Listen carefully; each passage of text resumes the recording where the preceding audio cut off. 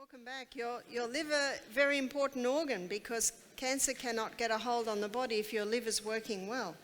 There's an old proverb, it's found in Proverbs 14 verse 6. It says, knowledge is easy to him that understands.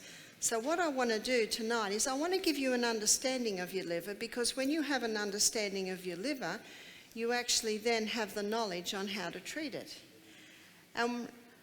Everything that comes into your body comes first to the liver, and the liver basically determines where everything goes. And everything that comes out of your body comes out under the jurisdiction of the liver. And so I'm going to begin with showing you, which I already have touched on, is what happens with everything that comes into the liver. Now, any environmental poisons that come into the liver assesses it, and if it's really toxic, it wraps it up in fat and stores it. But if it can, it'll break it down to a water-soluble state and release it.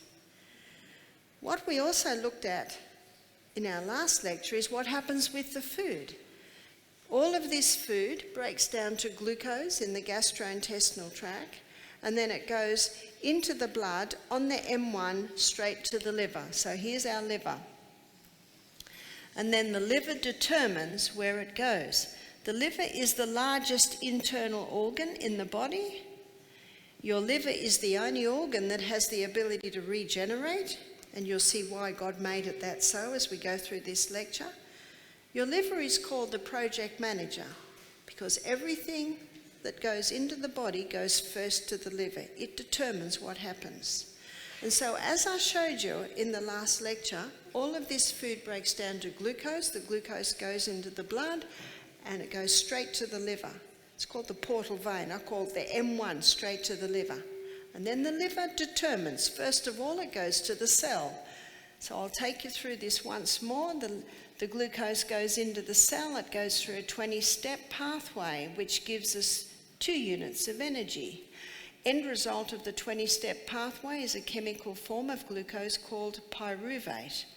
Pyruvate, as the chemical form of glucose, gets fed into the powerhouse, called the powerhouse because this 8-step pathway gives us 36 units of energy. And as I showed you, this is the oxygen pathway. Oxygen is what causes so much energy. This has no oxygen, so it's also called the anaerobic pathway. We also looked at how the excess glucose gets stored as glycogen, little bunches of grapes. We also looked at how the excess after that of glucose is stored as fat. Your muscle cell stores this glycogen, the quick release glucose store, and it can only be used by your muscle cell. But your liver can also store glycogen. And the glycogen that your liver stores, it can go all over the body, whereas the glycogen in your muscle cell can only be used by your muscle cell. There's a book called Good Calories, Bad Calories by Gary Taubes. You might have heard of it. It's quite a famous book. And he shows that back in the 1850s, there was a man called William Banting who was putting on weight. And he went to a very famous doctor called Claude Bernard, a French doctor, and he took him off all starches. It was called starches then. We call it carbohydrates now. So what did he eat? He ate a lot of fibre, a lot of vegetables. He ate a lot of meat, butter, cream, cheese, eggs. There was his protein. And meat, butter, cream, cheese, eggs also has a lot of fat. That was the diet that he was given by Dr. Claude Bernard. The weight just fell off him. Can you see why? You see, when you're not giving your body this quick release glucose stores, your liver can convert protein and fat to glucose, and your liver can turn your fat stores into glucose. And as I said the other lecture, that's called gluconeogenesis, creating new glucose out of the fat stores. So William Banting was not hungry because He was getting lots of energy from that being broken down and these. The weight was just falling off him because his liver was breaking down his fat stores because he wasn't delivering the quick release glucose. He was never hungry because, as you'll see tomorrow night, these are the 3 food groups that keep the food in the stomach longer. Has he found the perfect diet? Never hungry, weight falling off, lots of energy. So William Banting wrote a paper on it, and it was called The Bant. And this paper, we'd say today it went viral, but it actually went everywhere. This is the 1850s. And it was said, if you were on a diet, people would say, "Are you doing the Bant?" Let's fast forward to the 80s. What diet does that sound like? Dr. Robert Atkins' diet? Do you know that his book was #1 on the New York Times best-selling list 4 years running? Nutritionists and doctors hated him. Ansel Keys, who came up with the fat and cholesterol cause heart disease, they hated him. But the fact was, the people loved him. Why? Because what are we interested in? Something that works. This worked. And Atkins' patients weren't dying of heart attacks. Atkins scratched his head because his patients, the cancer patients, were going into remission. Remember we looked at yesterday how fungus and cancer are closely related, and fungus loves high glucose. Now his patients were on a diet that released slow, low glucose, so the cancer cells couldn't survive. His patients with high cholesterol levels came back to normal. Did you hear that? What are they eating? Meat, butter, cream, cheese, eggs? No wonder the nutritionists and the doctors hated him, because he proved them all wrong. And I would be a fool not to acknowledge what that diet did. Now, before you run out of the door, hear me out, because I'm a vegetarian. And what was Atkins? High meat diet. Do you know he had the science? And as Dr. Carl Benjamin said to me, he said, I used to be one of Atkins' patients, and if Atkins had read the China study, he said, I believe Atkins would have become a vegetarian. So we're looking at his science here, and his science was correct. His diabetics were coming off their medication. This is type 1 and type 2 diabetes. And my last lecture showed you why that is so. And that's why Atkins wrote his books.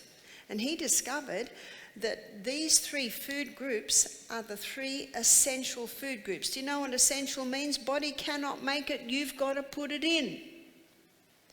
Fibre is essential because your gastrointestinal tract, as you'll see tomorrow night, it needs to be swept every day. And the vegetables sweep that. Most people don't realise on the Atkins diet you had to eat 3 cups of vegetables a day. 1 cup had to be greens. Protein's essential because 50% of the membrane around every cell in the body is protein, and 50% of the membrane around every cell in the body is fat. That's pretty essential, except for the brain cell. Those cells are 70% fat, the membrane around them. The fattiest organ in the body is the brain. Wow, the 3 essential food groups. How many Aussies on the high carbohydrate diet are missing out on the 3 essentials? Now, carbohydrates aren't bad. What a relief. We like them. My husband would never forgive me if the potatoes stopped.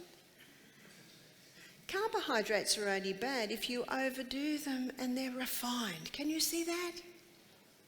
That's where the problem arises. What Atkins found was that the non-essential food group is actually carbohydrates. Do you know what that means? You can live well without them, but let me very quickly say, I don't suggest you do. There is no need. You see, your carbohydrate part of the meal is your negotiating part of the meal, and the negotiations change depending on your weight, your size, your height. My 6'6" brother-in-law eats more carbs than I do. But probably where the negotiations change the most is your health status. So if someone wanted to quickly conquer diabetes, as I just showed you, what would they drastically drop? Carbs. Someone wanted to lose weight quickly. What would they drastically drop? Carbs. Someone wanted to conquer cancer. What would they drastically drop? Carbs. And because it's a non-essential, you can actually live without it. It was in late 2016, Catalyst did a show called Fat or Fiction. I don't know if anyone here saw it. Very interesting. There was a professor of nutrition on there. He said, you can actually live very well without one dot of carbohydrate. But as I said, it's not a bad food and it's not a wrong food. It's just that most people today overdo the carbs.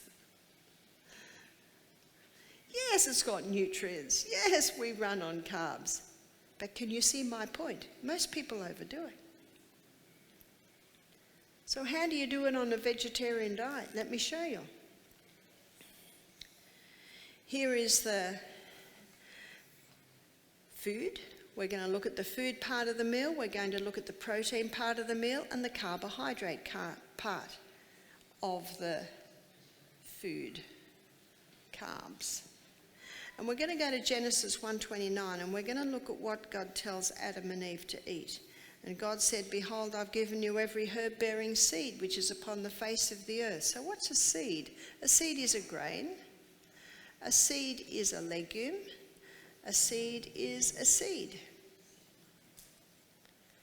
So what are the grains? We've got wheat, rye, barley, oats, amaranth, buckwheat, quinoa, rice. Richard rice, so many. And they are high in protein and high in carbohydrate. So how many on our carbohydrate list are from grain? So grain, grain, grain, grain, grain, grain, grain. The majority on our high carbohydrate list are from grain. What's a legume? That's lentils, chickpeas, lima beans, black-eyed beans, cannellini beans, kidney beans, so many beans. They are high in protein and they are medium to low in carbohydrate. The fact is they are about a third the carbohydrate that you will find in the grain.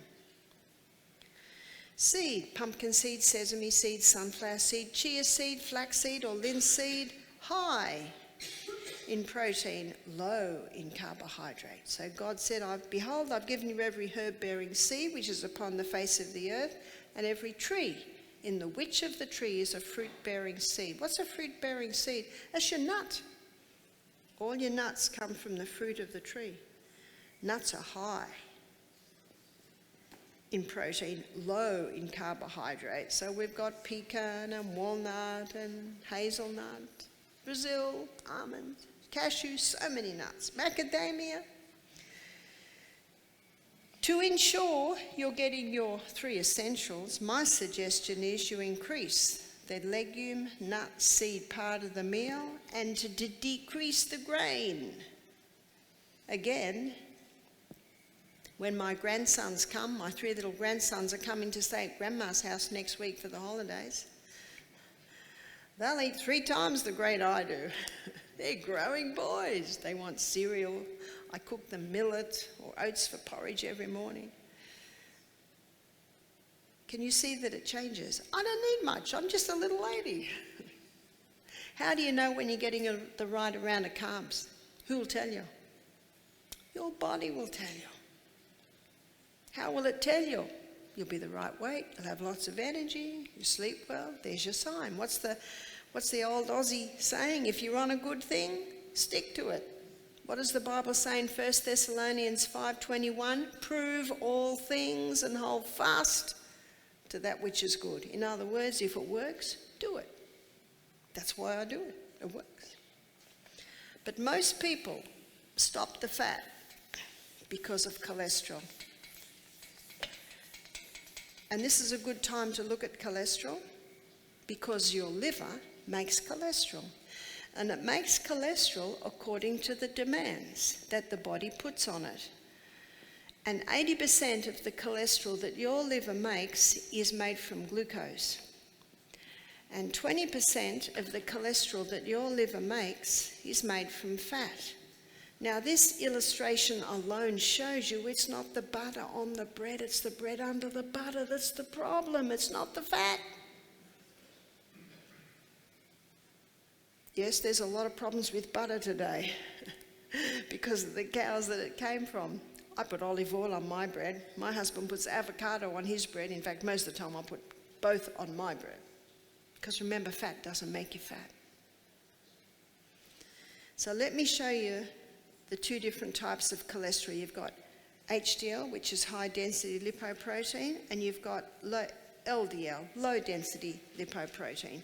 HDL's role in the body is that of a carrier. It carries excess cholesterol out of the blood and back to the liver. That's why it's called the good guy.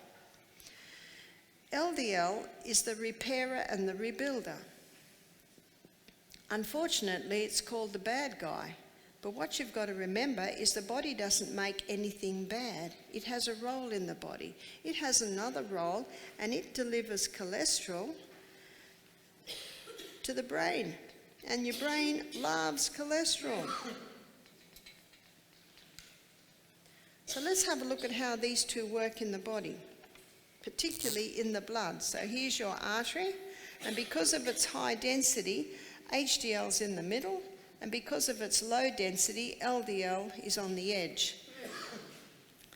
There's an interesting book that I read recently. It was only written about a year ago. It's called Put Your Heart in Your Mouth by Dr. Natasha Campbell McBride. She's well known for her gut and psychology book. She spends about 3 chapters showing that the cause of heart disease is damage to the arterial wall. So what damages the arterial wall? They're the endothelium cells. Cigarettes, there's 4,000 chemicals in a cigarette, and those chemicals damage the walls of the artery. The chemicals in our food, in our cleaning products, in our shampoos, in our conditioners, in our moisturisers, they're damaging the arterial wall. Mercury damages the arterial wall. It's found in fish, it's found in the flu vaccine, and it's found in the mercury fillings in our mouth. Mold is toxic. Mold gets into your blood, it can cause holes in the arterial walls. A high wheat, high sugar diet creating a lot of glucose, that sticky glucose connects with protein molecules and sticks to the wall of the arteries, so the high carb diet can do it. Alcohol and high sugar just feed it. Who's going to plug up the holes, students? The repairer and the rebuilder. The repairer and the rebuilder comes along and plugs up the holes. Now, the person doesn't realise that the mouldy house is killing them. They don't really believe what it says on the packet of the cigarettes. They don't realise that the chemicals that they're cleaning their bathrooms with, that are in their food. And so what's happening is the damage continues. They don't realise that the mercury fillings in their mouth are damaging the walls. So what's happening in the arteries? What's it called? Atherosclerosis. To blame cholesterol for heart disease is like blaming the fire trucks for the fire. Well, they must cause the fire, they're always there. It's like blaming the ambulances for the accidents. Well, they must be causing them, they're the one common denominator at every accident. Can you see that theory? Let me tell you the books that we have at our health retreat. One book is called The Great Cholesterol Deception by Dr. Peter Dingle. Another book is called The Great Cholesterol Con by Dr. Malcolm Kendrick. Another book, which is an e-book, is The Great Cholesterol Lie by Dr. Dwight Lundell. He's a cardiovascular surgeon. He's performed 10,000 bypasses, and he's written a book, The Great Cholesterol Lie. The Great Cholesterol Myth by Johnny Bowden. We've got another one called The Great Cholesterol Hoax, 101 Lies. We're running out of words. Dr. Malcolm Kendrick, in his book, The Great Cholesterol Con, he says there is no proof.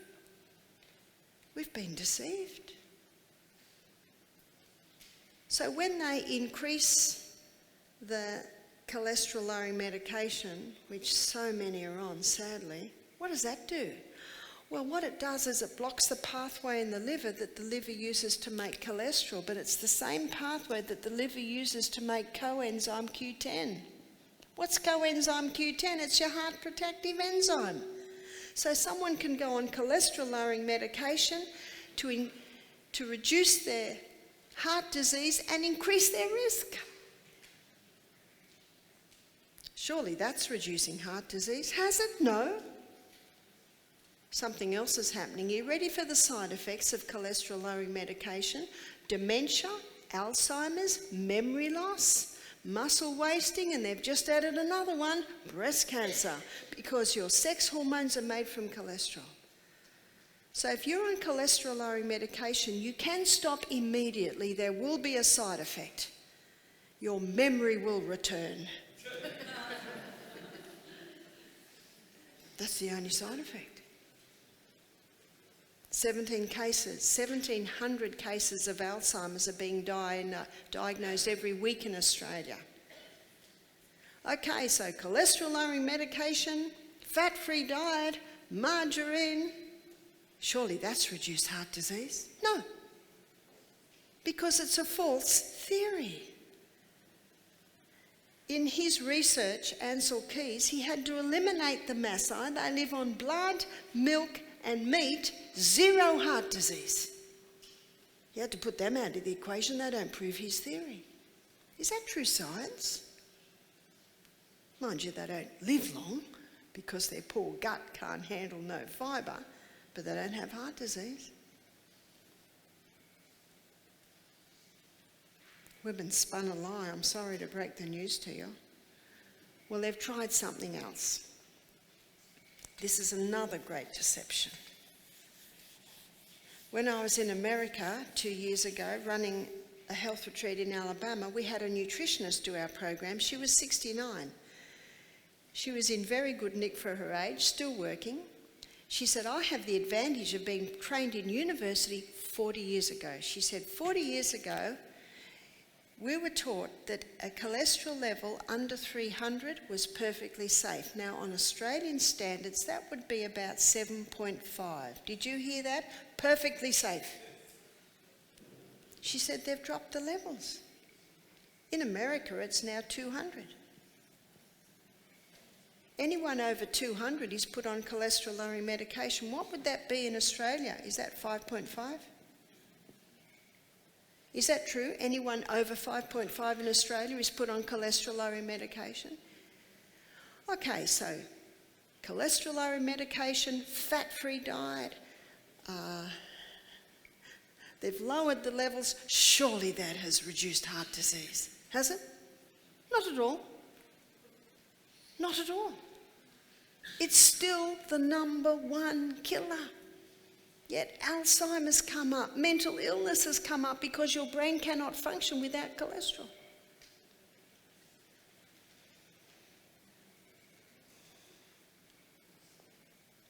So they set up the Framingham Heart Study to prove that high cholesterol causes heart disease. I like this study because it wasn't set up by the pharmaceutical companies or the dairy industries or the meat industries or the grain and cereal industries. It's an independent study, little town, 30,000 people, been done over 30 years. Some die, more put on, and it's not proving that high cholesterol causes heart disease. They're finding that people with low and medium cholesterol levels are still having heart attacks.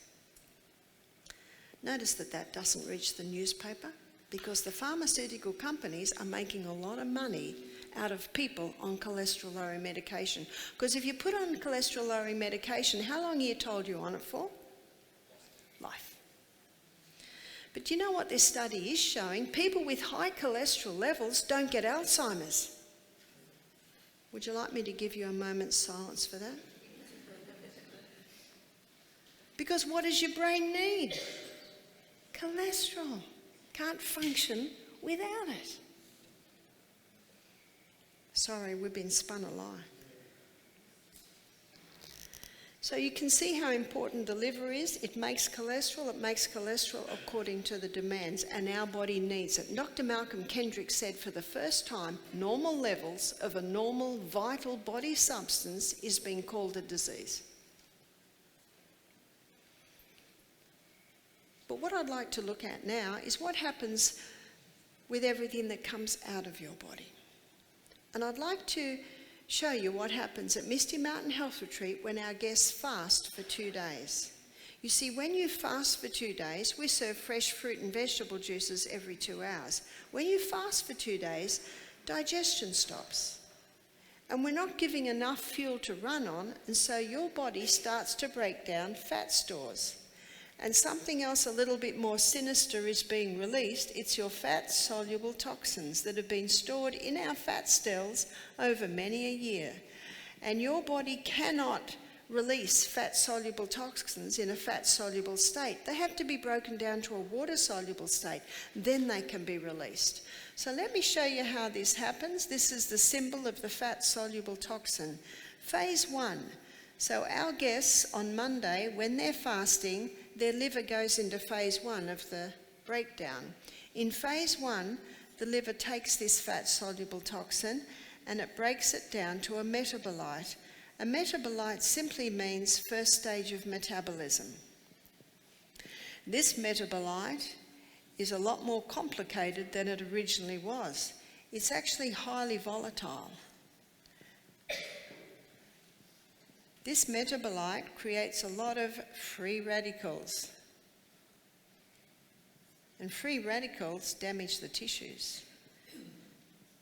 This metabolite can sometimes be 100 times more toxic than it originally was, especially in the breakdown of alcohol. You might say, well, what's the liver done? It's just created something worse than it originally was. It's a process. It's like when I clean out my kitchen cupboards. My kitchen looks 100 times messier than when I started. It's a process. But your liver has certain needs at this phase. It needs antioxidants. Antioxidants are given a nickname, free radical scavengers. So what are your most potent antioxidants? Beta-carotene, that's found in your orange and your green-coloured vegetables. And vitamin C, ascorbic acid with bioflavonoids, and vitamin E, a fat-soluble vitamin. We have to be eating fat to get our fat-soluble vitamins. Now, within 36 hours of beginning a detox, a fast, phase 2 kicks in. In phase 2, the liver takes this highly volatile metabolite and it joins it together with amino acids. The union of the amino acids and the toxic metabolite creates the water-soluble state. And remember, as a water-soluble state, it can be easily released out of the body. And its symbol is a wave in a box. Phase 3 happens in conjunction with phase 2. In phase 3, your liver takes this water-soluble state and releases it out via your urine, releases it out via your sweat glands, releases it out via your colon. And that's why at Misty Mountain Health Retreat, every afternoon our guests go in a steam sauna and have a good sweat. Important part of the detox. So what I have shown you here has only been known since 2002. And what I have shown you explains why you are better to do 2 days juices a week or 2 days a fortnight rather than one long fast. Because if you do, say, a 10-day fast, your liver is going to be releasing too many fat-soluble toxins, creating too many metabolites, and you can get quite sick. So at Misty Mountain Health Retreat, we supply the antioxidants by supplying fresh vegetable and fruit juices every 2 hours. There's all your antioxidants. Every second juice, we serve a protein powder, and this protein drink contains protein made out of pea. It's got a little bit of coconut cream and almond milk in it. It's quite delicious.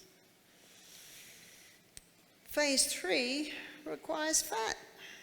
So every protein drink, we put a bit of coconut cream in there to provide the saturated fat to keep those cells supple to be able to do the process. I was giving this lecture one year in America, and a man said, "This is fascinating, the 3-phase of the liver detox." But he said, "This is not for your lay people, this is for your academics." I said, "Lay people have livers too, you know."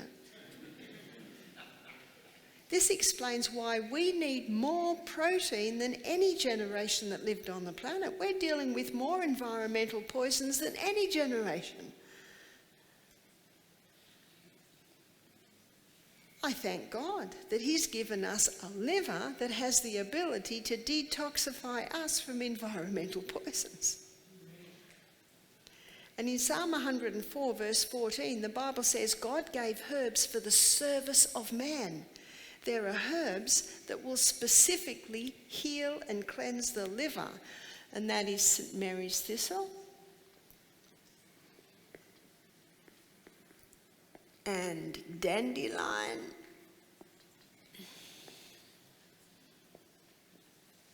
and a sweet bitter is ginger. In my book Self-Heal by Design, I have devoted a whole chapter on the 3-phase of the liver detox. But also in that chapter, I give a list of the herbs that are specific to help heal the liver. Remember, the liver's a recoverable organ, and it will recover if you give it the right conditions. What's also contained in my book is a liver detox that goes over 5 days. Because remember, cancer cannot get a hold on the liver that's working well, and the liver is a recoverable organ. So let's look after our livers. Now, we do have time for a few questions, if there are any questions.